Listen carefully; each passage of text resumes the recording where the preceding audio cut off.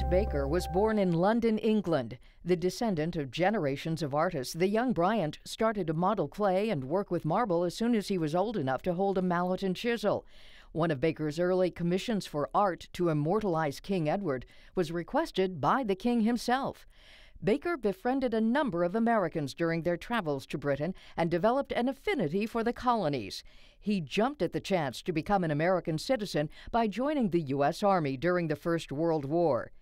In 1926, Oklahoma oilman E.W. Marland invited more than a dozen artists to submit designs for a statue honoring the women pioneers of the nation.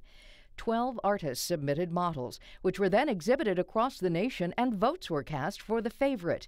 It was Bryant Baker's Pioneer Woman which won the competition and Marland's commission.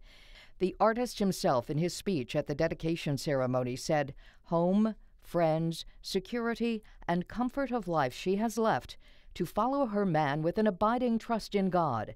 And he asked in that speech, "Is she not the patron saint of this democracy?"